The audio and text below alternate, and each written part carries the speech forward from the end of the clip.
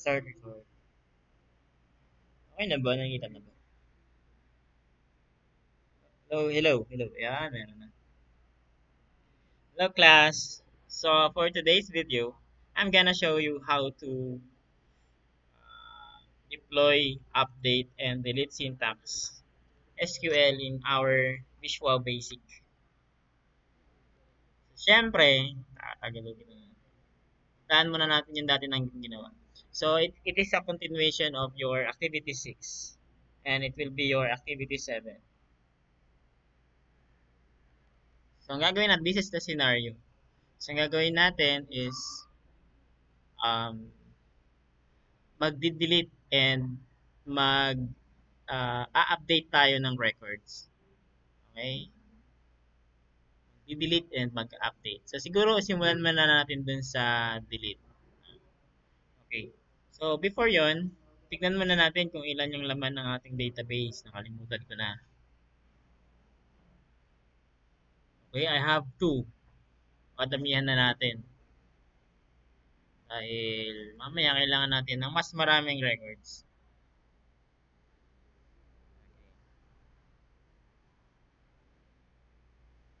So, dito ako maglalagay ng update saka delete button sa form 2. Ayan, form 2. So, hindi siya, ito yung sign up, no? Sign up. So, gagamit ako ng input box and menu strip. Okay, menu strip yung gagamitin natin. Para meron tayong kakaiba. Yung menu strip is para siyang ganito. Para may bago tayo. Ayan. Yung menu strip commonly dito siya nakikita sa ayan, sa upper part. For example, ito yung mga file, edit, mga ganun. No? Siguro dito mag-aala ko yung find record. Tapos dito maglalagay ako ng delete. Maglalagay ako ng update. Ayan. So, ang kinaganda niyan is kapag pwede natin siyang lagyan ng shortcut. For example, yung delete. Hanapin natin siya dun sa ayan. Ayun o, shortcut keys. Kunwari, Control D. Okay, letter D. Control D. So, ayan o, Control D. Delete na yan. So, for example, itong update sa shortcut natin. Okay. Control U siya, no? U. Bang U. Yun. Tapos yung control find natin, siguro ano yan. Control F. Ayan. So, yun yung gawa ng menu strip. Para mas ma-minimize natin yung buttons na nilalagay natin in our forms. Unahin muna natin yung find kasi ito yung pinaka-importante. Before we delete, kailangan meron mo ng find. So, parang ano lang yan, parang buttons lang. Double click nyo lang siya. So, find records, click. So, ang gagawin natin is mag-declare ako ng variables na ang pangalan is find string. Kahit ano yan, as int string. Tapos, find string. Gagamit ako dito ng ano ng input box. So, mamaya makikita natin kung anong itsura ng input box. So, input box, open parenthesis, double quotation mark. Tapos, sabi dyan, ano daw yung ipaprompt natin. So, for example, input username. Tapos, pag kinoma nyo yan, comma, sabi niya, okay, title naman daw. Ano daw title? Find na lang siguro. Tapos, close na. So, yan. Ibig sabihin, so ganitong itsura niya yan. So, ito start natin. Sign up yan. Okay, pag kinik niya yung find, yan. So, ganyan yung pinaka-itsura niya. Okay?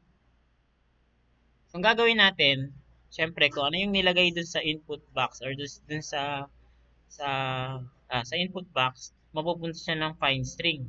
Ngayon yung find string, hahanapin natin sa database. So, ano ba yung code natin for searching, no? Searching. So, sa searching, ito yung code natin. Okay, pagpunta kayo dun sa notes nyo, hanapin nyo lang yung, ayan, select data. Kaya lang, syempre, mag-enter na naman yun. So, ito na lang. So, select asterisk from table, TBL. Where, okay? Mag-where tayo. where example username is equal to like like na lang percent double quotes find string. Kung papansin nyo, yung variables, hindi ko siya nilalagyan ng dot text, di ba? Pagka sa galing tayo sa forms and then toolbox yung ginagamit natin, nilalagyan natin siya ng text. Pero pag variable siya galing, hindi na kailangan. That's the name lang, no? Tapos try muna natin bilangin kung ilan ba yung na-search natin. bts.tables bl.rows.count. So, ganun lang lagi. Saluhin nyo na yung rows.count na yan. Kasi very important yan. So, for example, mag-search ako ng isang username lang.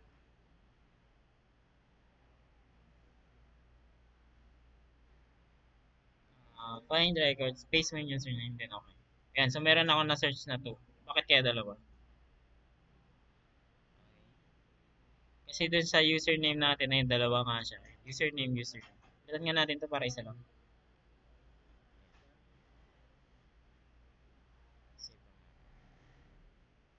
So after nun, after natin mag-search, i-display natin yung results. Ganito.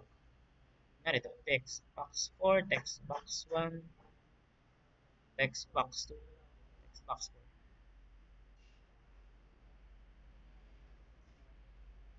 Text box for the text is equal to EBDS. Pag mag-display ganito,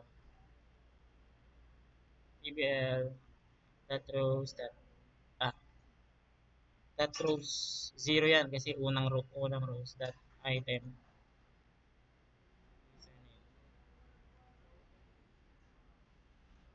Then pag niran natin yan, try muna natin ng isa lang.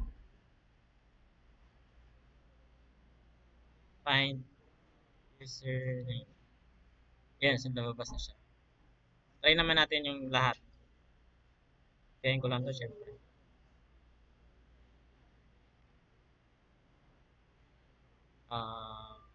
Text box 1, text box 2. Text box 1, text box 2.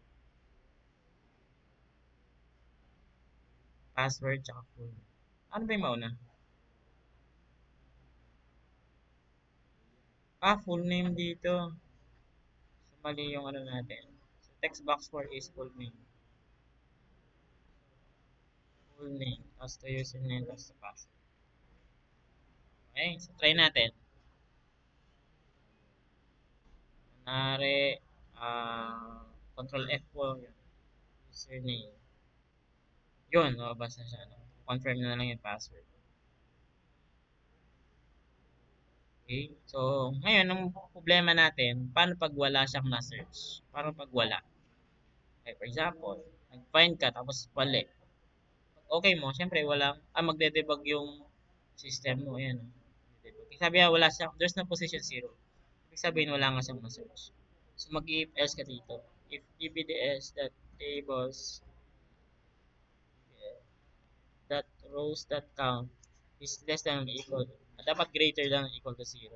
Then, saka siya magde-display. Para walang error. So, bibilangin niya muna pag greater than 0. Pag wala, syempre, walang mangyayari. Wala. Greater than.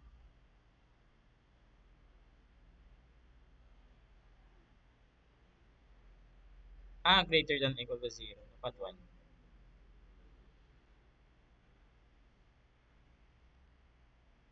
So, ayan, di na nagde-debug. Okay.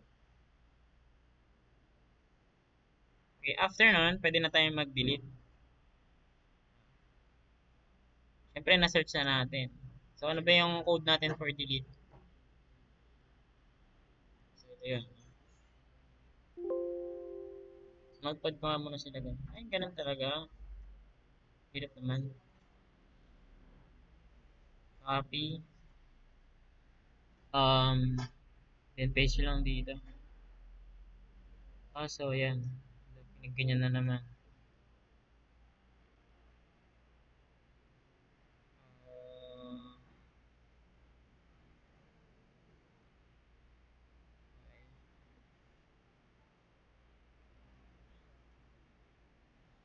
so delete as where username is equal to text box 1. Tama ba? Hindi. Text box 1. So, ang gawin niya yan, i-delete niya man kung ano yung, ano yung na-find natin. So, ganito yun. No? Okay, lagyan natin ng message na message box, delete, complete.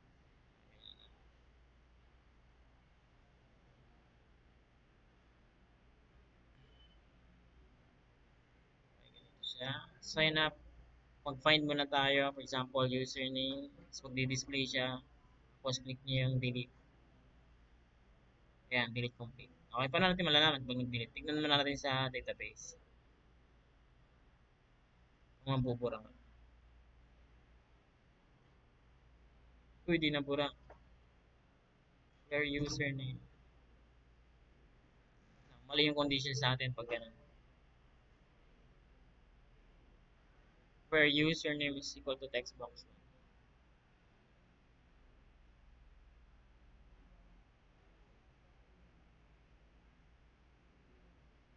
Mali ba yung display natin?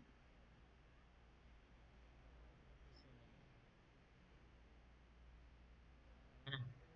Ay, wait lang. May mali ata ako dun sa code.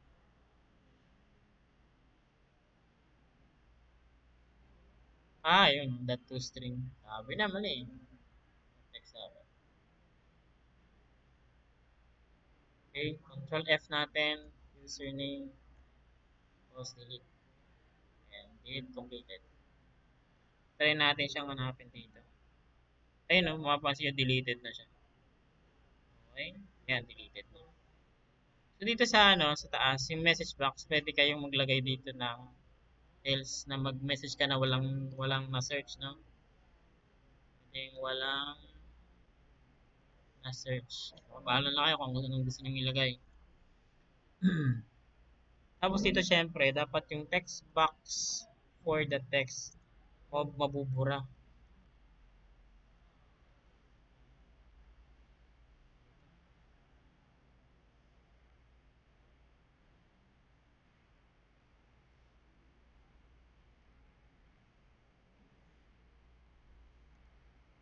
Mabubura dapat siya.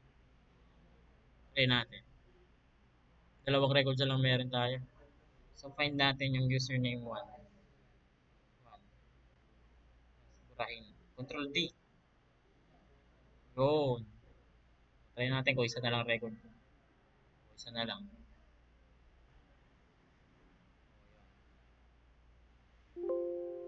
So paano naman yung update? Update madali lang. Same with ano lang siya. Same lang siya dun sa ganun din magpa-find din siya. Tapos bago ka mag-update. Okay, yun na naman ah. Hindi na copy lahat.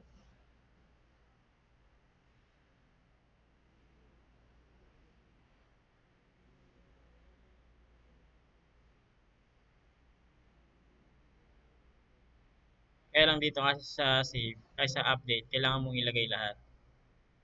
Paano ilagay lahat? Ayan. Example, update, kailangan natin palang yan na yung ID. ID kasi yung parang pinaka-ano natin. Ito yung ID natin. So, hindi natin siya di-display. Kailangan may paglagyan siya. Update DBL, tapos lalagay mo lahat. For example, username is equal to text box 1 yun. Tapos pagka mag-add ka, copy mo na ito. Kukoma ka lang. Ayan. Tapos password is equal to text box 2. Where full name yun. Where full name. Yun na lang muna yung where, yung i-where natin yung full name. Dapat hindi siya ilagay. Your full name is equal to text box.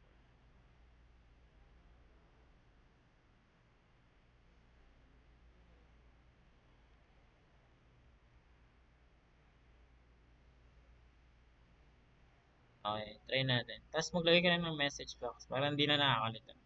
Ilagay mo na rin yan. Update.